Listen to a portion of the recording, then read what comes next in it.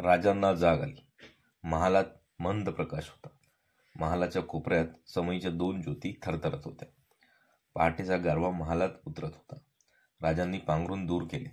पलंगावर बसून त्यांनी नित्यस्मरण केले. हात जोडले आणि ते पलंगाखाली उतरले. सज्जापाशी जाऊन त्यांनी दृष्टी टाकली. गडावर काळोख होता. पूर्वेला उजडल्याची जाग अद्याप नव्हती. राजांनी आवाज देतात हुजरे धावले. मुखरमाजन स्नान आटपून राजे महालात आले. नित्यपूजेला स्फटिक शिवलिंगाची त्यांनी पूजा केली आणि राजे सदरेत आले. आपल्याबरोबरचे 10 रक्षक निवडून बाकीच्यांना त्यांनी वेगवेगळ्या कामगिऱ्या सांगितल्या. गाफील न राहण्याबद्दल आज्ञा दिली. सारे भरल्या मनाने राजांचे रूप निहाळून मुजरा करून पहाटेच्या अंधारात गड उतरले. हळूहळू सारे जावळी कोरे जागे होऊ लागले. पक्ष्यांची किलबिल वाढली. पूर्वेला पांढरी कड धरली. दिवस उगवायचा समय जवळ येत होता. राजे खाशा माणसांच्या बरोबर केदारेश्वराकडे जात होते. राजांनी केदारेश्वराची पूजा केली. तीर्थप्रसाद घेऊन राजे सदरेजवळच्या बुरुजावर उभे राहिले. राजांच्या मस्तकी शिवगंध दिसत होते. कपाळावरून मागे परतविलेले केस मानेवर रुळत होते. कानात चौघडा शोभत होता. राजे मुलूक निहाळीत होते. खानाच्या तळावरून हत्तींचे ओरडणे ऐकू येत होते. कोयनेचे पात्र धवल धुक्याने आच्छिदलेले होते. डोंगर कपारीवर विरळ धुक्याचे पट्टे कमरबंदासारखे शोभून दिसत होते. उगवत्या सूर्यकिरणात महाबळेश्वराचा माथा रूप घेत होता. राजांनी महाबळेश्वराला वंदन केले. उगवत्या सूर्यनारायणाचे दर्शन घेतले आणि ते माघारी वळले. गडाच्या सर्व चौक्या पहाऱ्यांची त्यांनी जातीने पाहणी केली. आज्ञेप्रमाणे प्रत्येक तफेचे दारू खाण्यातून आणून तोफांजवळ ठेवले जात होते. तोफा ठासून तयार होत्या. गडाचा बंदोबस्त पाहून राजे वाढत आले. सदरेवर राजांच्या बरोबर जाणारी मंडळी होती. प्रत्येकाच्या चेहऱ्यावर तेज होते. आपापल्या परी आपल्या जोखमीची बजावणी प्रत्येकजण करीत होता. राजे सदरेवर आले. राजे म्हणाले, आम्ही यशस्वी होऊ यात शंका नाही, पण दुर्दैवानं तसं घडलं नाही तर आम्ही गेलो म्हणून धीर सोडू नका. सगळ्यांना सांगितलं. तेच तुम्हीही ध्यानी ठेवा. आज या घडीला प्रतापगडापासून सुप्यापर्यंत आमची पैज फौज जंगलाराईतून दबा धरून बसली आहे. खानासकट पुऱ्या फौजेचा निकाल लावा. खानाचा बेमोड करून राजगड गाठा. मानकोजी, तुमच्यासारख्या मंडळींनी धीर धरावा. संभाजी बाळांना गादीवर बसून आम्ही सुरू केलेलं कार्य तडीला आणा. साऱ्यांचे डोळे त्या बोलांनी भरून आले. यसाजी डोळे टिपीत म्हणाला, राजे, तुम्ही हाय तर राज्याला शोभा. यसाजी, हा विचार सोडा. आपण सारे राज्याशी इमानी. शिवाजी टिकतो की नाही हा प्रश्न नाही. राज्य टिकतं की नाही हा सवाल आहे. राज्य राखलं तर असे 10 शिवाजी येतील. मध्यान्नीचा समय जवळ येत होता. राजांनी पंताजी कुपेनाथांना खानाला आणण्यासाठी रवाना केले. पंत जात असता राजांनी सांगितले, पंताजी, खान तहाच्या अटी पाळतो ते पहा. आम्ही भेटल्याखेरीज खानाला नजरेआड करू नका. राजे, आपण काळजी करू नये. खानाला एकटा आणून समोर उभा करतो. खान धोकेबाज आहे, विश्वासघात करण्यात पटाईत आहे. अशी संधी एकदाच येते. हे न विसरता जे करायचं ते करावं, एवढीच विनंती आहे. राजे, आता भेट होईल ती खानाच्या बरोबर. सांभाळून राहा. राजे, पंत काळजी करू नका. राजांनी पंताजींना मिठी मारून निरोप दिला.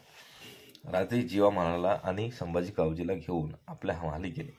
जीवा, तुझ्या पुढच्या कामगिरीआधी दुसरी छोटीशी कामगिरी आहे. तुला कैची आहे ना? जी, घेऊन ये. जीवा कैची घेऊन आला. मंचकावरून बसत राजांनी सहजपणे सांगितले, जीवा, आमची दाढी उतर. सहजपणे हाती न यावी एवढी बारीक कर. जीवाने राजांची दाढी उतरवली. गालाबरोबर राहिलेल्या दाढीवर हात फिरवत राजे म्हणाले, हे छान झालं. आता लक्षात घ्या. राजे म्हणाले, संभाजी, जीवा, तुम्ही दोघे श्यामयानाच्या आमच्या प्रवेशद्वाराजवळ उभे असणार. तसा काही प्रसंग घडलाच तर जीवा, तू सय्यद बंदाकडे लक्ष ठेव. माझ्याकडे मुळीच लक्ष ठेवायचं नाही, समजलं? जी.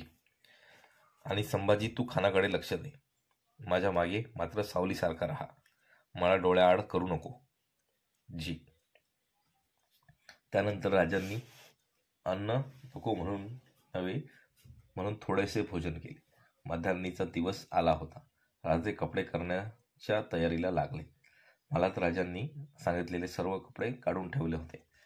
राजांनी प्रथम जरी बख्तर अंगात घातले, त्यावर श्वेत अंगरखा चढविला. डोईला बख्तर घालून त्यावर आपला जिरोटोप चढविला. पायात चोळणा घालून कास कसली. कमरेला जरी दुशीला आवळला. उजव्या हाताला बिछवा खोवून राजांनी आपल्या कानातला चौघडा उतरला. भावानी तलवार जीवाच्या हाती देत राजे म्हणाले, प्रसंग पडला तर हाती दे. पलंगावरचे शेवटचे वस्त्र राजांनी उचलले. तीक्ष्ण टोकांनी सजलेले 4 नख्यांचे ते वाघनख राजांनी डाव्या हातात चढविले. वाघनखाच्या कड्या सुवर्णाच्या होत्या. दोन्हींवर तेजस्वी हिरे चमकत होते. मिटलेल्या मुठीवर फक्त अंगठ्या दिसत होत्या. मुठीत वाघनख अंग आवळून बसले होते. तुताऱ्यांचा आवाज झाला. चौघडा झडला. खान भेटीच्या जागी यायला निघाला होता. राजे महालातून बाहेर पडायला निघाले. अचानक मनोहारी आली. काही न बोलता तिने राजांच्या पायावर मस्तक ठेवले. तिच्या मस्तकावरून हात फिरवत राजे म्हणाले, वेडे, असं करू नको. आम्ही येऊ, खचित येऊ. एवढे बोलून राजे जायला निघाले. तोच मनोहारी म्हणाली, महाराज, थोडं तसंच थांबावं. राजे तसेच उभे राहिले. मनोहारी चांदीचे पंचपात्र समोर घेऊन आले. राजांनी पाहिले तर त्या पात्रात केशरी पाणी होते. हे काय? पांढऱ्या शुभ्र कपड्यांनी बाहेर पडू नये असं म्हणतात. केशर पाणी आहे, शेडकावा करून घ्यावा. मग तूच कर ना. मनोहारी आपल्या उजव्या हाताची 5ही बोटे पंचपत्रात बुडवली आणि तिने राजांच्या अंगरख्यावर बोटांनी केशर पाणी उडवले. राजे हसले आणि चालू लागले. राजे वड्याबाहेर आले. चौकी पहाऱ्यावाले राजांच्या आगमनाबरोबर मुजरे करीत होते. भर उन्हाच्या किरणात राजे केदारेश्वर जाऊन पोहोचले. केदारेश्वराला वंदन करून राजे पुर्जावरून पाहत होते. खान छावणी सोडून निघाला होता. खान खुशीत होता. साऱ्या छावणीत ती खुशी पसरली होती. आनंदाने छावणीची मेजवानी पार पडली होती. काहींचे जेवण अद्याप व्हायचे होते. खान शाही पालखीत बसून येऊ लागला. पालखी उचलली गेली. खानाबरोबर तळप तेगे घेतलेले 1500 स्वार चालू लागले. ते पाहताच पंताची घुटणत पुढे धावला. खानाला तो आवर्जवाने म्हणाला, खानसाहेब, अटीप्रमाणे वागायला हवं. 1500 स्वार पाहताच गडाखाली उतरलेला राजा आपली धास्ती खाऊन माघारी जाईल. भेट होणं अशक्य होईल. खान हसला. शक्य झाले तर त्याला स्वार न्यायचे होते. खान म्हणाला, बिलकुल दुरुस्त. कृष्णाजी भास्कराला स्वार माचीखालीच ठेवण्याची आज्ञा खानाने केली. खानाची पालखी माचीची टेकडीत चढू लागली. खान माचीवर आला. श्यामी येण्याबरोबर पालखी ठेवली गेली. खान उतरला. एखादा पर्वत उभा टाकावा तसा ता अजरस्त काय. खान कमरेवर हात ठेवून शामियाना निरखत होता. शामियान्याचे सोन्याचे चंद्राई कळस उन्हात तळपत होते. नाजूक नक्षीदार शिसवी खांबांनी शामियान्याला आधार दिला होता. रेशमी काढण्यांचा ताणाव्या लागल्या होत्या. भारी कपड्याचे पडदे लावले होते. खान थक्क होऊन ते ऐश्वर्य पाहत होता. पायांखाली जाड भारी गालिचांची बैठक होती. फितवीला चौफेर कनातीच्या किनकाफी व पडद्यांना मोत्यांच्या झालरी होत्या. भरजरी अस्मंगिरी केली होती. शामियानात बैठकीसाठी खास चौथरा उभारण्यात आला होता. हिरव्या कच मखमलीने तो चौथरा आच्छादित होता. डोळे दिपवीत असे जरीचे सुबक काम असलेली आवारणे गिरदार लोडांवर शोभित होती. सुवर्ण दुपान्यातून धुपाची वलये उठत होती. कस्तुरीचा सुगंध पसरला होता. मुरादाबादी पिकदानीपासून ते ब्रह्मांपुरी नक्षीदार सुवर्ण हुक्क्यांपर्यंत सर्व इंतजाम त्या शामियानात होता. पंताची गोपनाथांनी बैठकीवर बसण्याची विनंती केली. खान भानावर येऊन म्हणाला, शिवाजी स्वतः हे कोण समजतो? पातशहापाशी अशी दौलत नाही. केवढे हे मोती, केवढा हा दिमाग. पंताजी म्हणाले, मी सांगितलं होतं. ते हुजुरांना पटलं तर हा माल परका नाही. पातशाहीचा माल पातशाहीकडे जाईल. खान मनापासून हसला. बैठकीवर बसत तो म्हणाला, तुमच्या राजियास लवकर आणा. पंताजींनी तातडीने हे जीप पाठविला. राजे गडावर तयारच होते. राजांनी मानकोजींच्याकडे पाहिले. मानकोजी खचला होता. राजांना त्याने ते 6 वर्षाचे असताना पाहिले होते. पोरासारखे राजांवर प्रेम केले होते. राजांची दृष्टी भेटताच म्हाताऱ्याची मान कापू लागली. डोळे भरून आले. राजांनी मानकोजींचे पाय शिवले. ते म्हणाले, मानकोजी, तुम्हाला महाराज साहेब मानित. तुम्हीच आशीर्वाद द्या. शिवबा म्हणत मानकोजी राजांना उठविले आणि मिठी मारली. मानकोजी म्हणाले, राजा, सोनं लुटून ये. राजांनी मानकोजींना सावरले. ते म्हणाले, भवानी आम्हास राखील. आमची चिंता करू नका. काही झालं तरी राज्य विसरू नका. राजांनी तोफेकडे पाहिले. इशारतीची तोफ सज्ज होती. राजांनी जीवांकडून वाघनखी घेतली. मस्तकी लावून डाव्या हाती घालून मूठ मिटले. राजे पायऱ्या उतरू लागले. गडाच्या प्रथम दरवाजात राजांचा घोडा सजून उभा होता. राजांनी आपल्या जीवा संभाजीच्या घोड्यांना शामियानाजवळ आणून ठेवायला सांगितले. राजे 2 खास रक्षकांसह व 10 जोखीमदारांसह पायीच निघाले. शामियानाचे अंतर कमी होते. शामियाना दिसू लागला. शामियानाच्या दुसऱ्या बाजूस बाणांच्या टप्प्यावर खानाचे 10 रक्षक तळपते तेघे घेऊन उभे होते. खानाच्या मेण्याचे 32 भोई एका बाजूला अदबीने खडे होते. राजांचे 10 रक्षक त्याच अंतरावर उभे राहिले. जीवा संभाजीसह राजे शामियानात निघाले. कृष्णाची भास्कर सामोरे आले. राजांनी मुजऱ्यांचा स्वीकार केला. राजे पडद्याआड गेले. त्यांची नजर आत गेली. राजे तसेच 2 पावले माघारी गेले. पंताजी गोपनाथ लगबगीने बाहेर आले.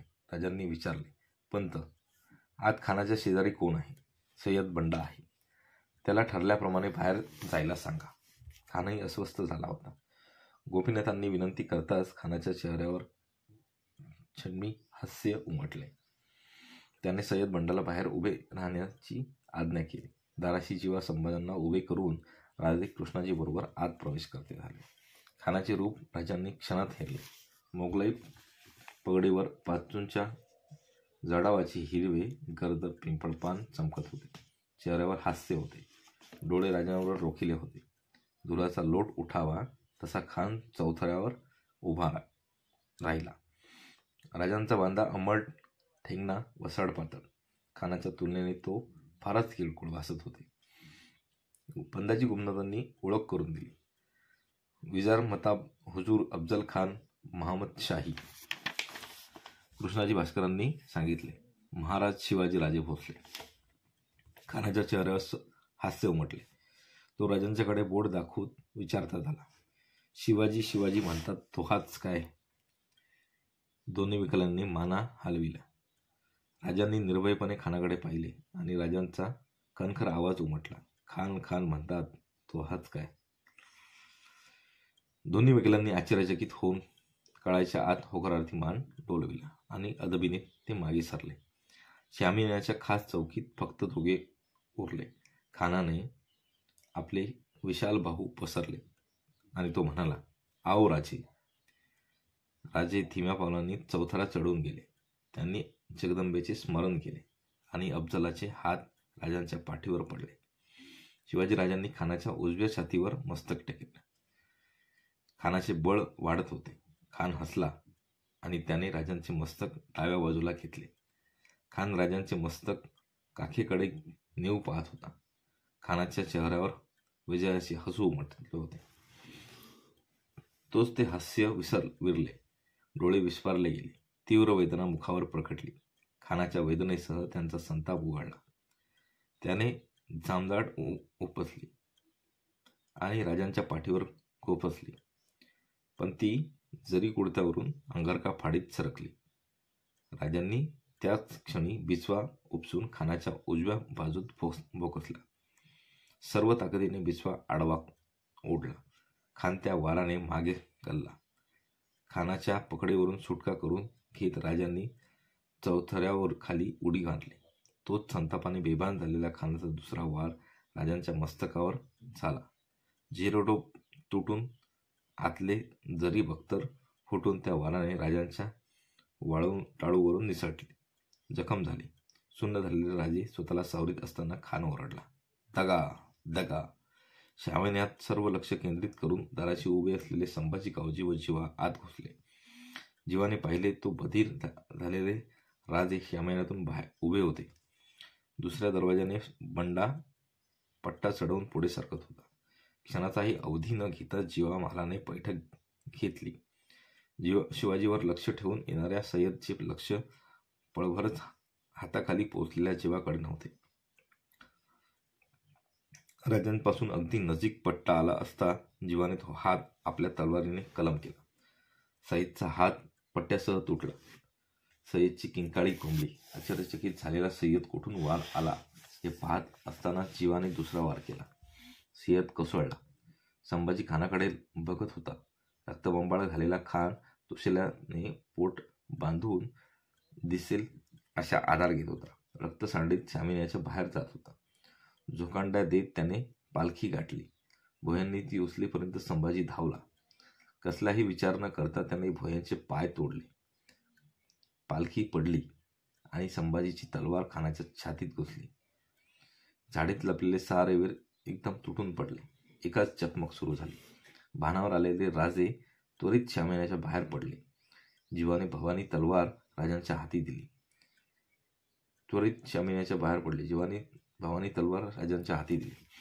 राजांनी घोडे गाठले. राजे स्वार झाले. तोच कृष्णाजी भास्कर तळपत्या तलवारीनिशी धावत आला. तो ओरडला, राजे घात केलात. कृष्णाजीने केलेला वार राजांनी तलवारीवर छेदला. प्रत्येक क्षणाला किंमत होती. राजे ओरडले, पंत तुम्ही जा. संतापाने बेभान झालेल्या कृष्णाजी भास्कराने दुसरा वार उचलला. राजांचा नाईलाज झाला. त्यांनी बसल्या घोड्यावरून कृष्णाजीवर वार केला. कृष्णाजी गतप्राण होऊन कोसळले. सगळीकडे चकमक झडत होती. राजांनी पाहिले. जीवा राजांच्या पाठोपाठ स्वार झाला होता. पण संभाजी कावजीचा कुठे पत्ता नव्हता. तोच संभाजी कावजी दिसला. श्यामयानाच्या उजव्या बाजूने संभाजी येत होता. उजव्या हातात खानाचे मस्तक होते. संभाजी स्वार होताच राजांनी टाच मारली. भरधाव वेगाने तिन्ही घोडी गडाकडे उधळली. सारे डोळ्यात प्राण आणून गडावरून पाहत होते. गडाच्या प्रथम दरवाजापाशी राजे पाय उतार झाले आणि पायऱ्यावरून ते धावत सुटले. प्रथम दरवाजातच येताच त्यांनी खुनेचा कर्णा वाजवायला सांगितला. सारे विस्फारित नेत्रांनी राजांच्याकडे पाहत होते. पांढरा शुभ्र अंगरखा पाठीवरून फाटून त्याच्या दशा वाऱ्यावर उडत होत्या. समोरची बाजू रक्ताने भरली होती. मस्तकावरून केस विस्कळीत झाले होते. राजे ओरडले, पाहता काय? इशारितीचा कर्णा वाजवा. क्षणात दरवाजा बंद झाला. कर्णा वाजला. राजे तडक पायऱ्या चढत होते. राजे आत येताच प्रत्येक दरवाजा बंद होत होता. राजे वरच्या दरवाजाशी आले आणि तोच गडावर तोफ झाली. सारा आसमंत त्या आवाजाने हादरला. राजे गडावर आले. चावडीतून हर हर महादेवाची गर्जना उठली. राजे सदरेवरच्या दरवाजापाशी आले. मानकोजी थरथरत समोर आले. नाना अशुभ कल्पनांनी त्यांचे मन पेटले होते. रक्ताने माखलेले राजे त्यांनी गडावरून पाहिले होते. राजांनी हात देण्याची मानकोजी पुढे आले. काळजीने भान हरपून निघालेले मानकोजी पाहताच राजे त्यांना मिठी मारत म्हणाले, मानकोजी, आम्हाला काही झालं नाही. आमची फत्ते झाली. खान मारला गेला. राजे तडक केदारेश्वर जवळ आले. त्यांनी मंदिरात प्रवेश केला. त्याच वेळी देवाजवळ धरणे धरून बसलेली मनोहारी तोफेच्या आवाजाने आनंदाने बाहेर यायला निघाली होती. तिचे लक्ष राजांच्याकडे गेले. रक्ताने माखलेले बोडके डोके पाहताच तिला धक्का बसला. दोन्ही हातात तोंड झाकून ती फिरली. उभ्या जागी तिला हुंदका फुटला. त्याच वेळी राजांचा हाताचा स्पर्श तिच्या खांद्याला झाला. कानांतून शब्द आले, म्हणू, हे रक्त आमचं नाही, शत्रूचं आहे. आम्ही सुरक्षित आहोत. त्या शब्दांनी अचानक आनंदलेली मनोहारी वळली. डोळ्यात पाणी होते. चेहऱ्यावर आनंद होता. ओठांवर हसू उमटत होते.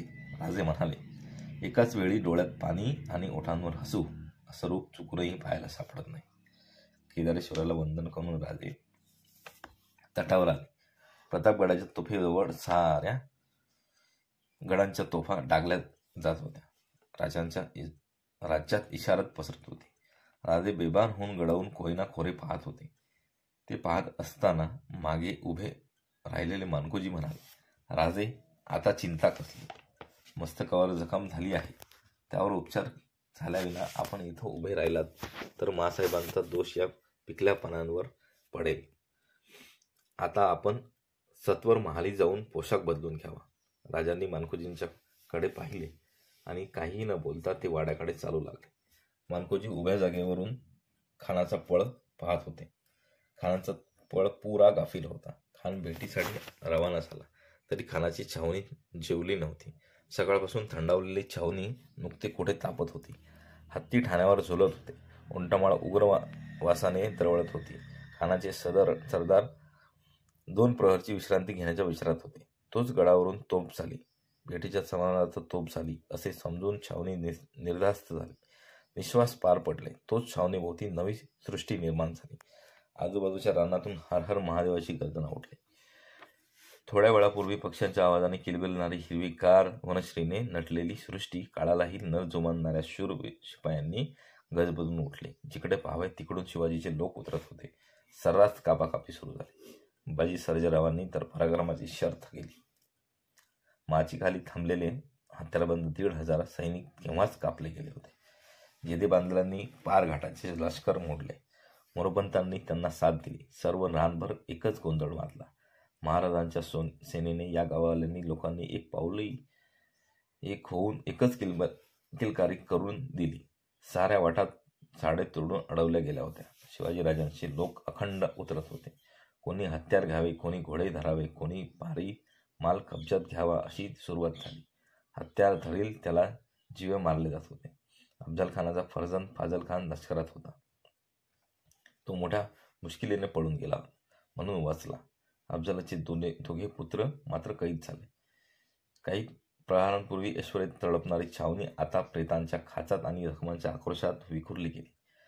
भालाभर सूर्य असता खानाची पराजयाची छावणी पुरी गारद झाली आणि विजयाची वार्ता देण्यासाठी स्वार गडाकडे तौडला.